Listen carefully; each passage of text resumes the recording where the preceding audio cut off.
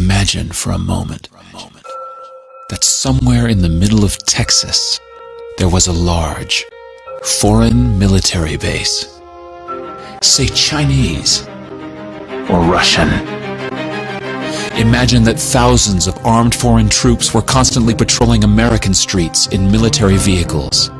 Imagine they were here under the auspices of keeping us safe, or promoting democracy, or protecting their strategic interests.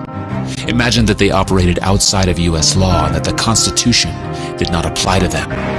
Imagine that every now and then they made mistakes or acted on bad information and accidentally killed or terrorized innocent Americans, including women and children, most of the time with little or no repercussions or consequences.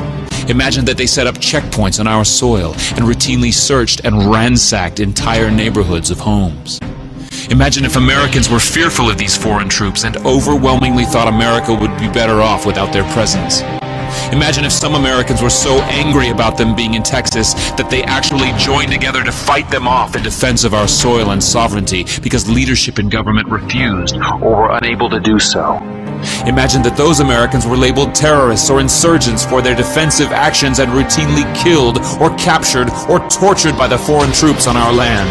Imagine that the occupiers' attitude was that if they just killed enough Americans, the resistance would stop, but instead, for every American killed, 10 more would take up arms against them, resulting in perpetual bloodshed. Imagine if most of the citizens of the foreign land also wanted these troops to return home. Imagine if they elected a leader who promised to bring them home and put an end to this horror.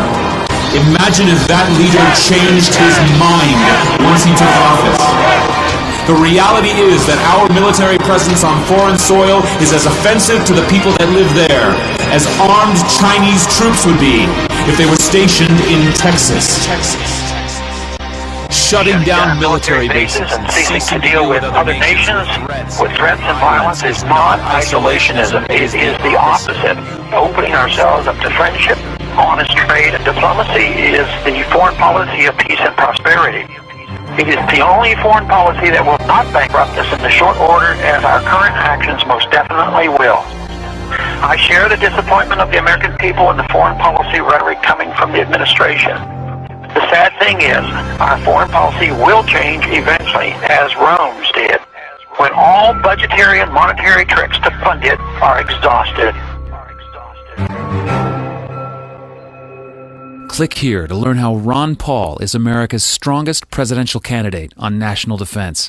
Or get involved and click here to learn how to register to vote in 2012.